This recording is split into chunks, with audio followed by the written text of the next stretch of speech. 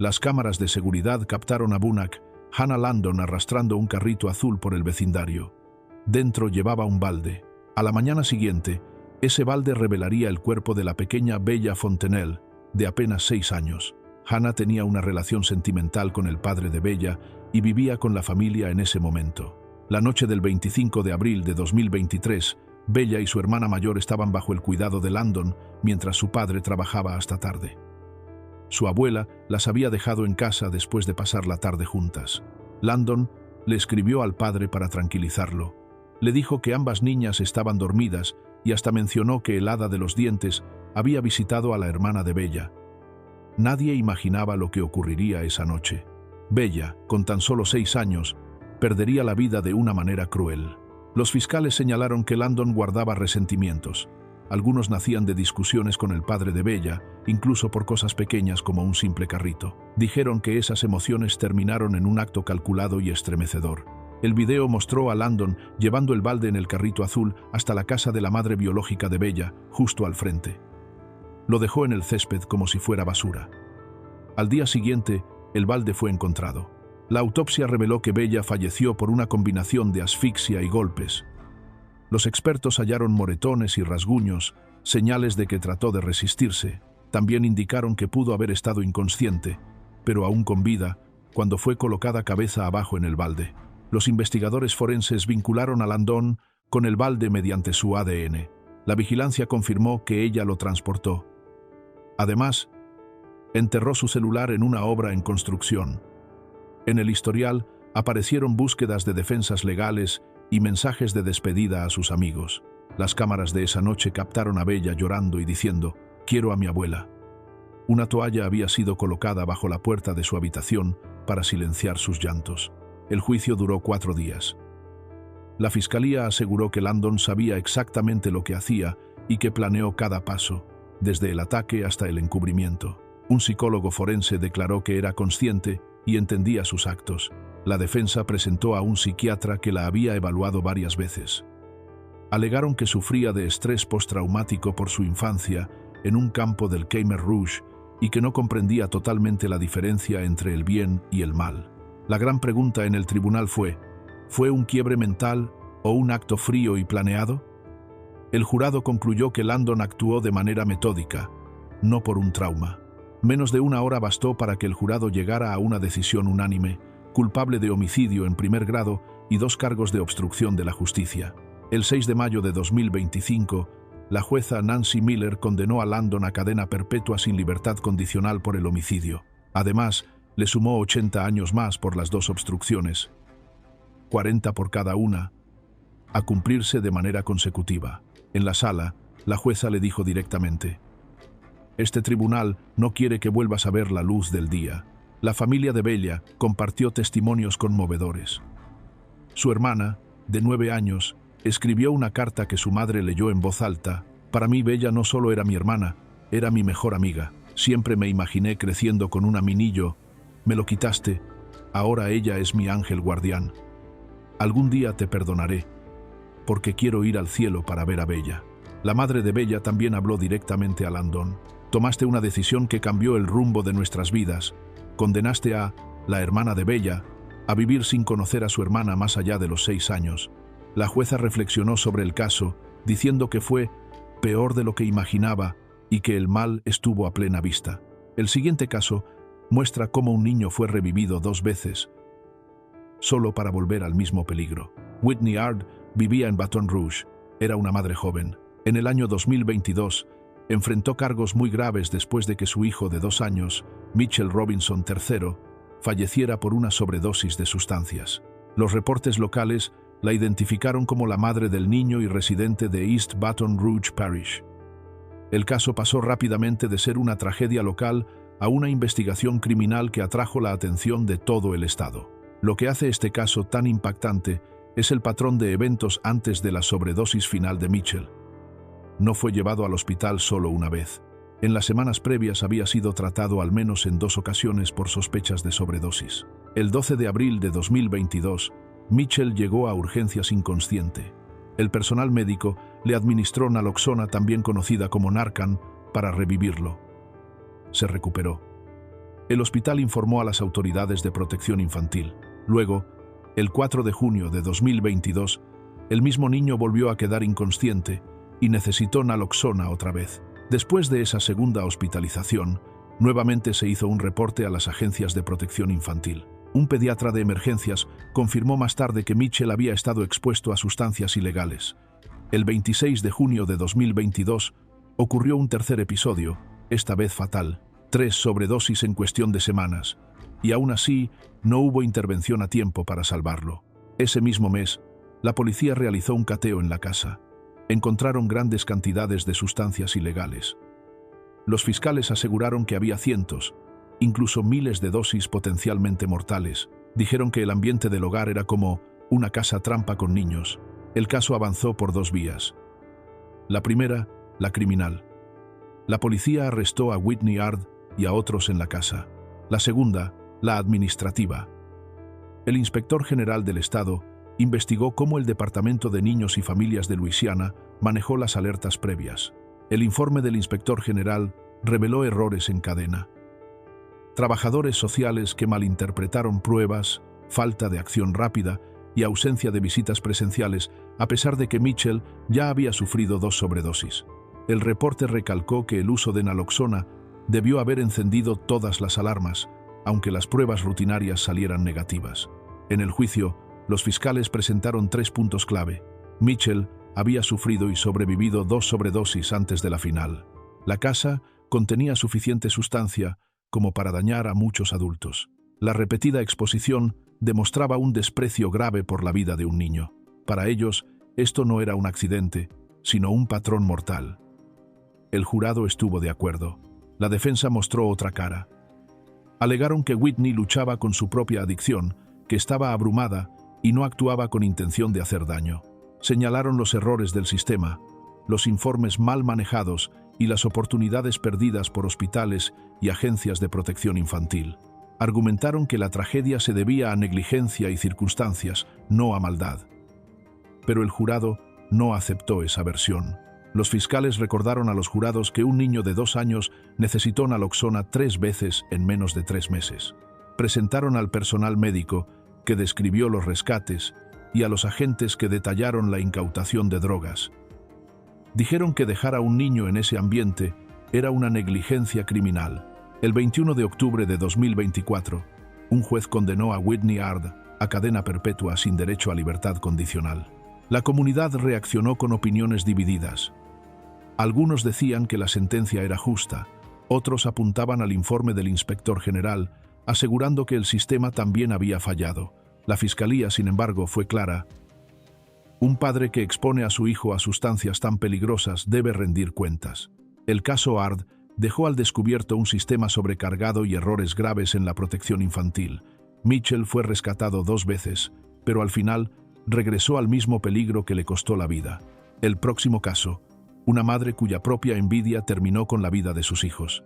Amy Hebert creció en La Fourche Parish, Luisiana. Trabajaba como asistente en la escuela primaria Lockport Lower Elementary. Se casó con Chad Hebert, con quien tuvo 2 hijos. Camille, nacida en 1998, y Braxton en el año 2000. El matrimonio terminó en divorcio en 2006. Poco después, Chad inició una nueva relación y más adelante se volvió a casar. Vecinos y conocidos describían a Amy como una mujer activa en su iglesia, dedicada a su familia y a las actividades escolares. Pero tras el divorcio, algo cambió. Sus familiares y expertos notaron señales de una profunda depresión y un creciente malestar emocional.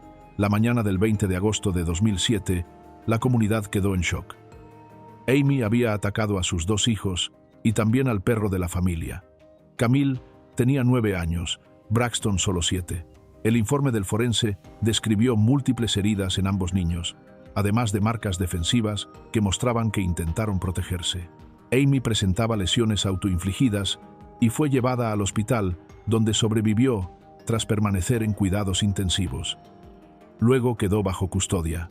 El descubrimiento ocurrió porque un familiar fue a revisarla después de que un compañero de trabajo notara su ausencia en la escuela.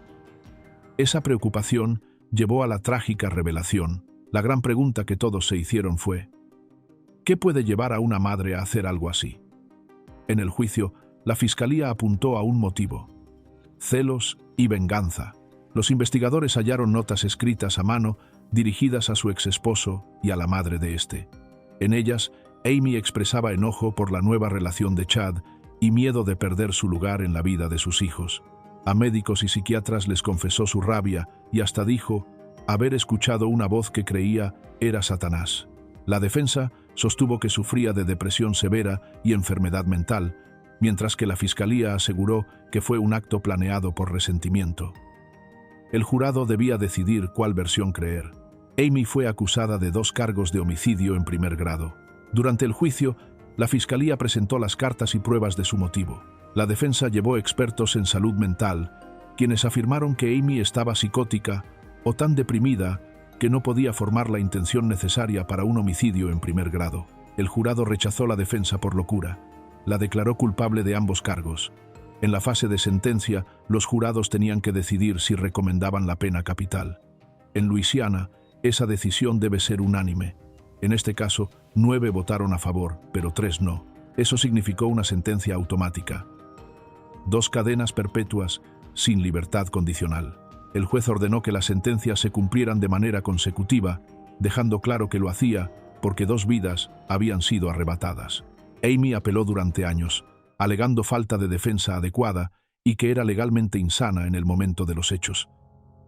Tanto cortes estatales como federales rechazaron sus recursos. En 2019, la Corte Suprema de Estados Unidos se negó a revisar el caso. Así, la condena y las sentencias quedaron firmes. Fue enviada inicialmente al Instituto Correccional para Mujeres de Luisiana y con el tiempo trasladada a distintas cárceles. La comunidad quedó destrozada. Se crearon fondos y memoriales en honor a Camille y Braxton. Con el último rechazo judicial en 2019, el capítulo legal se cerró, pero las cicatrices emocionales permanecieron. El próximo caso. Las heridas de un pequeño revelaron una verdad oculta. Twina Thomas vivía en Kenner, en el condado de Jefferson Parish, Luisiana. Compartía un apartamento con sus hijos pequeños cuando ocurrió la tragedia que la llevaría a cadena perpetua.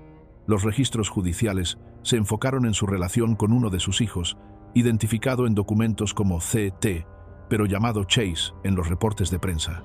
Esa noche también había otros niños presentes en el apartamento, aunque la mayoría de los informes solo detallaron lo ocurrido con Chase y el contacto previo de Thomas con médicos y autoridades. La noche del 30 de septiembre de 2017, los equipos de emergencia llegaron al apartamento tras una llamada al 911 que alertaba sobre un niño con problemas para respirar. Al entrar, encontraron a Chase, de apenas 2 años, inconsciente. Tenía moretones y heridas visibles. Los médicos explicaron después que estaba gravemente desnutrido y deshidratado. Pesaba solo unas 15 libras, lo mismo que un bebé mucho menor, no un niño cercano a los 3 años. Los examinadores hallaron lesiones en la cabeza causadas por golpes, además de señales de maltrato prolongado y desnutrición crónica. Paramédicos describieron moretones nuevos y viejos, cicatrices y evidencia de abandono de largo plazo. Una de las pruebas más devastadoras fue una llamada telefónica grabada desde la cárcel. En ella, Thomas admitía que solía pegarle a Chase y que, accidentalmente, había causado su muerte. Otros registros revelaron que ya en 2015 el niño había sido tratado en un hospital por traumas. Los expertos mostraron cómo su peso cayó de manera alarmante después de aquella primera hospitalización y cómo las lesiones repetidas y la falta de cuidado médico demostraban un ciclo de negligencia y abuso. El Estado describió su sufrimiento como una combinación de golpes, abandono y hambre prolongada. El jurado tuvo que considerar 2 factores: el golpe fatal en la cabeza y el abandono crónico. Los médicos coincidieron en que la lesión fue la causa final, pero también que su estado de debilidad lo dejó sin fuerzas para sobrevivir. En agosto de 2019 comenzó el juicio. La Fiscalía presentó testimonios médicos, expedientes hospitalarios, fotografías, declaraciones de testigos y las grabaciones de la acusada. Bastaron poco más de 30 minutos de deliberación para que el jurado la declarara culpable de homicidio en segundo grado. El 30 de septiembre de 2019, exactamente 2 años después de la muerte de Chase, la jueza Danielle Taylor la sentenció a cadena perpetua sin libertad condicional. libertad bajo palabra ni suspensión de pena. Las palabras de la jueza marcaron el momento. Chase murió solo en su habitación, temiendo no al monstruo imaginario de su closet, sino a ti. Tú eras el monstruo. Sus cicatrices, sus costras, sus moretones, su cráneo roto y su frágil cuerpo de 15 libras nos muestran que fuiste el monstruo lleno de odio. Thomas también habló en la audiencia, admitiendo entre lágrimas: Chase no se merecía eso. Los fiscales sostuvieron que sus actos formaban parte de un patrón de maltrato, a veces dirigido contra Chase por su enojo hacia el padre del niño. Sus propias llamadas telefónicas la incriminaban, mientras la evidencia médica mostraba abuso constante. La defensa apeló, argumentando que los registros anteriores de maltrato no debieron usarse en el juicio. Sin embargo, la Corte de Apelaciones confirmó que eran relevantes. El 29 de julio de 2020 se ratificó su condena y su sentencia de por vida. Hoy, el caso sigue siendo parte de los archivos judiciales. Para la Corte, las pruebas de abuso repetido, las lesiones finales y las propias palabras de Thomas fueron más que suficientes. Lo que viene a continuación: una joven madre, un bebé frágil nacido justo antes del huracán Katrina y una decisión desesperada. Tiffany Monique Woods es una madre de Nueva Orleans. En 2006 fue declarada culpable de homicidio en segundo grado por la muerte de su bebé, Emmanuel, ocurrida en noviembre de 2005. Un juez la condenó a cadena perpetua sin posibilidad de libertad. Su pareja, Emmanuel Scott, fue juzgado junto a ella y recibió la misma sentencia. El caso llamó la atención en todo el país, porque la tragedia ocurrió poco después de que la familia evacuara Nueva Orleans tras el huracán Katrina. También destacó porque Emmanuel nació con graves problemas de salud desde el primer día. El bebé llegó al mundo en junio de 2005, de forma prematura y con un peso de apenas 3 libras. Los médicos detectaron dificultades para alimentarse, por lo que lo mantuvieron bajo estricta vigilancia y con una fórmula especial. Pronto, un examen reveló que sufría una rara condición genética llamada deficiencia de MCAD, que le impedía procesar ciertas grasas y mantener estable su nivel de azúcar en sangre. Eso significaba que necesitaba una alimentación muy cuidadosa y controles médicos constantes. 3 semanas después de salir del hospital, la familia tuvo que huir por el huracán Katrina, junto con sus 4 hijos pequeños.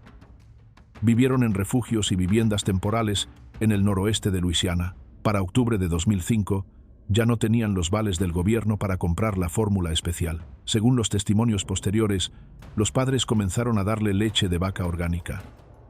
Con el paso de las semanas, el frágil bebé fue empeorando. La mañana del 27 de noviembre, Tiffany y Emmanuel Scott encontraron a su hijo inconsciente y llamaron al 911.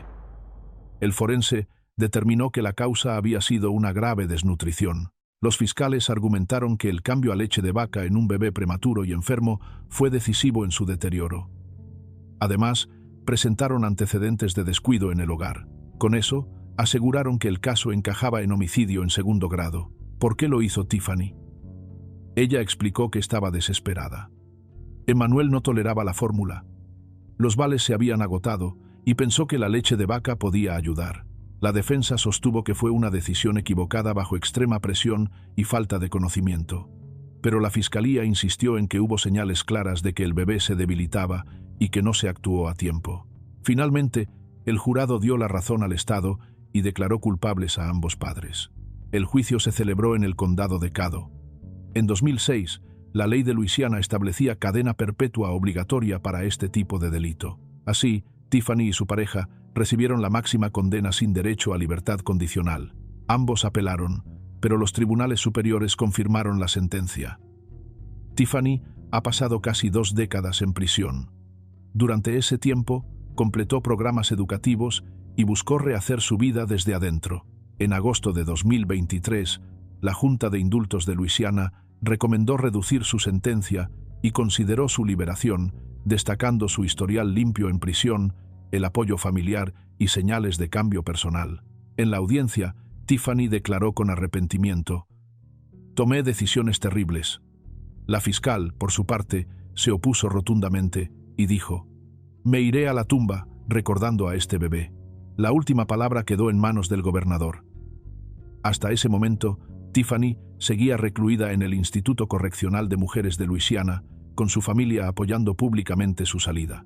Lo que vino después estremeció aún más.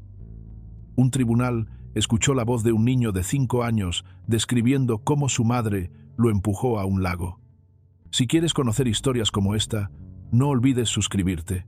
Eureka Rochelle Black era una mujer de 34 años de Shreveport, Luisiana. Su familia contó que llevaba años luchando con problemas de salud mental sin tratamiento. Sus hermanas decían que ella no era simplemente un monstruo, sino alguien que necesitaba ayuda, que había crecido sintiéndose sola, no deseada y sin amor. El 24 de septiembre de 2021, Eureka condujo hasta el puente Cross Lake. Allí, colocó a sus 2 hijos pequeños en el agua. Joshua tenía apenas 10 meses y Elijah 5 años. Joshua no sobrevivió. Elijah logró vivir, pero quedó con graves secuelas. Cuando los rescatistas llegaron hasta Elijah, le preguntaron qué había pasado, y aunque era su cumpleaños, el niño explicó con calma: «Mi mamá me empujó al agua, me dijo que era agua buena y luego me rodó hacia adentro». Lo relató como si lo hubieran arrojado a una piscina, de manera repentina y aterradora. Su juicio comenzó en septiembre de 2023 en el Tribunal del Distrito de Caddo Parish. Eureka decidió representarse a sí misma. Tenía abogados de apoyo, pero no los usó. El juez Hathaway admitió que su defensa fue muy poco común, pero aseguró que hizo lo mejor que pudo. La fiscalía presentó el testimonio de Elijah, mostrando también sus heridas, como un ojo hinchado. Además, compartieron una declaración donde el niño decía que no estaba seguro de si su madre realmente lo quería. También declaró una hermana de Eureka. Los fiscales sostuvieron que ella había planeado sus actos con 1 o 2 días de anticipación. El jurado deliberó apenas 2 horas antes de llegar a un veredicto unánime, culpable en ambos cargos.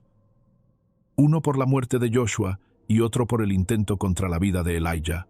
El 13 de septiembre de 2023 se confirmó el veredicto de culpabilidad. El 28 de septiembre de 2023 llegó la sentencia: cadena perpetua por la muerte de Joshua y 50 años adicionales por el ataque a Elijah. El juez ordenó que ambas penas se cumplieran de manera consecutiva y en trabajos forzados. Monique Keats vivía en Ascension Parish, Luisiana. En julio de 2010, su nombre quedó marcado en un caso que estremeció a la comunidad. Su esposo, Corey Keats, fue hallado en su casa en Addis, Luisiana. Le habían disparado 3 veces en la cabeza mientras dormía. Lo que parecía una tragedia familiar pronto se convirtió en una investigación llena de secretos. Los detectives descubrieron que Monique llevaba tiempo buscando a alguien para acabar con la vida de su esposo. Primero ofreció $2,000 a un conocido para encontrar a un sicario. Luego bajó la oferta a $1,000 y más tarde volvió a sumar otro $1,000, mostrando su insistencia. Finalmente, fue presentada a Carl Howard, quien aceptó hacerlo por $1,000. Howard entró a la casa de los Keats y disparó contra Corey mientras dormía. Según los investigadores, el motivo de Monique era el dinero. Ella esperaba cobrar más de $800,000 del seguro de vida de Corey. Los registros mostraban que hizo muchas preguntas sobre cuánto recibiría y cuándo. Para la fiscalía, era una prueba clara de que su interés económico estaba detrás de todo. En el juicio, Monique testificó en su propia defensa. Negó haber participado, dijo que nunca preguntó por la póliza y que no sabía nada de lo ocurrido en su casa. Pero los fiscales tenían pruebas contundentes. Varios testigos declararon que ella misma les había pedido ayuda para encontrar a alguien que ejecutara el plan. Además, había registros que confirmaban su obsesión con el dinero del seguro. La defensa intentó mostrarla como una viuda desconsolada, pero el jurado no lo creyó. Para ellos, la evidencia mostraba a una mujer que había planeado cuidadosamente la muerte de su esposo por beneficio económico. Al final, el jurado la declaró culpable de conspiración y de planificación de homicidio en segundo grado. El 5 de marzo de 2015, el juez la sentenció a cadena perpetua sin derecho a libertad condicional. El tribunal destacó que no solo fue un plan deliberado, sino también una traición profunda a la confianza de un matrimonio. La siguiente madre se reunió en un estacionamiento de Walmart para planear el final de su esposo. En el tranquilo pueblo de Covington, Luisiana, una impactante historia de traición sacudió a una familia y a toda la comunidad. Gina Escramuza, de 45 años, trabajaba como técnica de tomografías en el Hospital General East Jefferson. A simple vista llevaba una vida normal, pero en secreto estaba preparando un plan oscuro. Gina llevaba más de 20 años casada con Mario Scaramuza, un paramédico trabajador y voluntario del cuerpo de bomberos. Pero el matrimonio estaba roto. Gina le contó sus problemas a su novio, Carlos Rodríguez, y buscando una salida, ideó un plan contra Mario.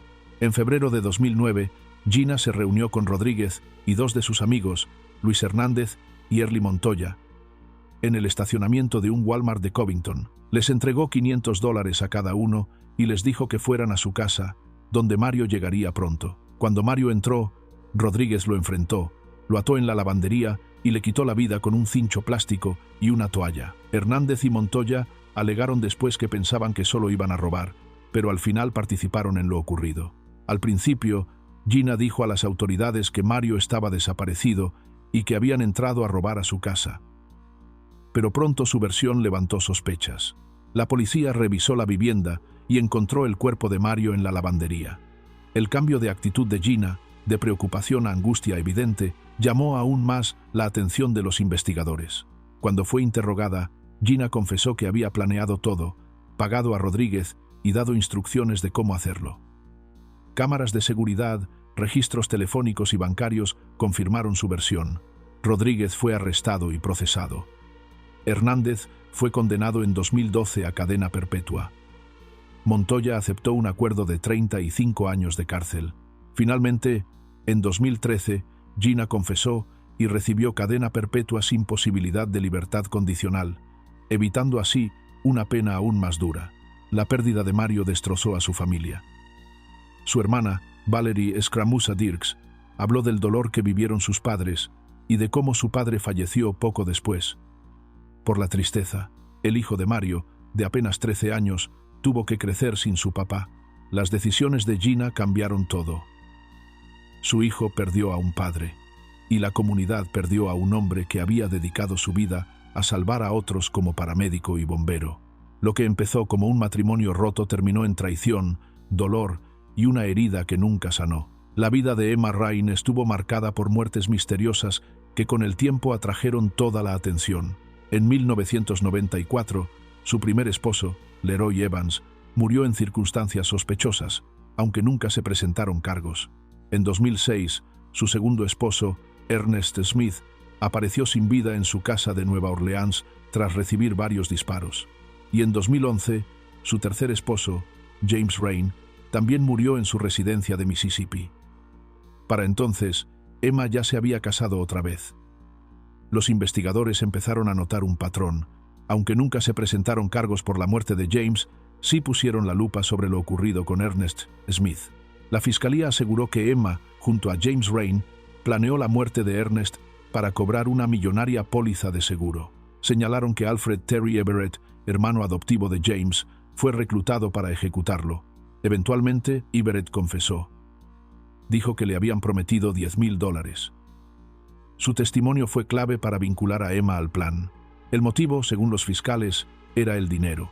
Emma había aumentado el seguro de vida de Ernest de $100,000 en 1997 a $800,000 en 2005.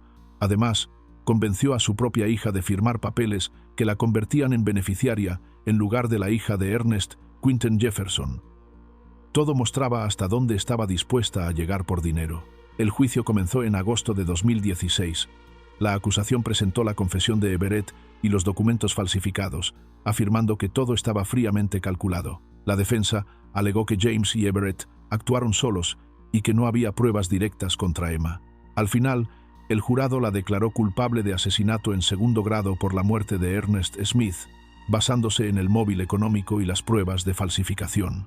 Recibió cadena perpetua, sin posibilidad de libertad condicional. El 21 de octubre de 2016, Emma fue sentenciada oficialmente. El juez habló de lo serio y lo meticuloso del caso. Aunque ella siguió proclamando su inocencia, el veredicto selló su destino. Pasará el resto de su vida en prisión. Kayla Jean Giles Coutee nació en 1986 en Alexandria, Luisiana, donde también creció. Su infancia fue bastante normal, aunque se sabe poco públicamente sobre su familia. En 2014 se casó con Thomas Coutee Jr. y juntos tuvieron una hija. Al inicio su matrimonio parecía estable, pero con el tiempo la relación se fue deteriorando. Para 2018 ya estaban separados, y la situación era tan conflictiva que ambos pidieron órdenes de protección en los tribunales. Ese mismo año, Kayla le confesó a una amiga que pensaba hacerle daño a Thomas y hasta le mostró la foto de una pistola que había comprado, a pesar de tener prohibido poseer armas. Poco después viajó a Dallas, Texas, donde adquirió un arma Ruger LCP usando su permiso de portación oculta. Incluso contrató un seguro de defensa legal, como si estuviera preparándose para lo que vendría. El 8 de septiembre de 2018, durante un intercambio de custodia en el estacionamiento de un Walmart en Alexandria, Kayla disparó contra Thomas dentro de su vehículo. Ella afirmó que actuó en defensa propia, pero las cámaras de seguridad y los testigos mostraron otra versión. El jurado la declaró culpable de homicidio en segundo grado y de obstrucción a la justicia. Fue condenada a cadena perpetua, sin posibilidad de libertad condicional, más 30 años adicionales. Durante el juicio, su defensa intentó ampararse en la ley de Stand Your Ground de Luisiana, que permite usar fuerza letal si uno siente peligro inminente. Sin embargo, el jurado consideró que Kayla había sido la agresora y rechazó su argumento. Sus abogados apelaron y el caso llegó hasta la Corte Suprema de Luisiana. El 27 de junio de 2025, la Corte anuló su condena al determinar que las instrucciones dadas al jurado habían sido erróneas, especialmente respecto a la doctrina del agresor. Esto no significa que Kayla fuera declarada inocente, sino que tendrá derecho a un nuevo juicio bajo reglas más justas. Clementine Barnabette nació alrededor de 1894 en St. Martin Parish, Luisiana, dentro de una familia criolla de clase trabajadora. Su padre era Raymond Barnabette, un aparcero con antecedentes de delitos menores, y su madre, Dina Porter. Tenía al menos un hermano, Seferin, y una media hermana, Pauline. En 1909, la familia se mudó a Lafayette. Clementine trabajaba como empleada doméstica en distintos pueblos cerca de la línea del ferrocarril Southern Pacific. En 1911 comenzó una ola de crímenes aterradores en varias comunidades de Luisiana y Texas. Familias enteras, en su mayoría afroamericanas, eran atacadas con un hacha mientras dormían. El pánico se extendió rápidamente y los periódicos lo cubrieron de forma sensacionalista. Clementine fue arrestada a finales de 1911 y confesó en distintos momentos haber participado en múltiples asesinatos, primero en 2 y luego en más de 30. Decía actuar como parte de un grupo llamado la Iglesia del Sacrificio, que supuestamente castigaba a familias que no obedecían los mensajes de Dios. Sus relatos mezclaban religión y prácticas de vudú, lo que alimentó aún más el miedo popular. Los crímenes tenían un patrón claro: ataques nocturnos con hacha, dejando familias enteras sin vida. Sin embargo, las pruebas eran confusas. Algunos ataques ocurrieron mientras Clementine ya estaba bajo custodia, y los testigos daban versiones contradictorias. Su juicio comenzó en octubre de 1912. Fue examinada por médicos, quienes concluyeron que no era enferma mental, pero sí la describieron como moralmente depravada y de baja capacidad intelectual. Finalmente, fue declarada culpable por el asesinato de Asema Randall y condenada a cadena perpetua en la Penitenciaría Estatal de Luisiana. En 1913 logró escapar brevemente de prisión, pero fue recapturada a las pocas horas. Con el tiempo, se convirtió en una prisionera modelo, trabajando incluso en los campos de caña de azúcar. El censo de 1920 la registró como interna, pero 3 años después, en agosto de 1923, fue liberada tras una cirugía realizada dentro de la prisión que supuestamente la había curado. Su liberación levantó dudas. ¿Cómo era posible que una mujer acusada de tantos crímenes saliera tan pronto? Algunos historiadores creen que las autoridades en realidad nunca estuvieron seguras de que ella fuera responsable de todos los asesinatos que confesó.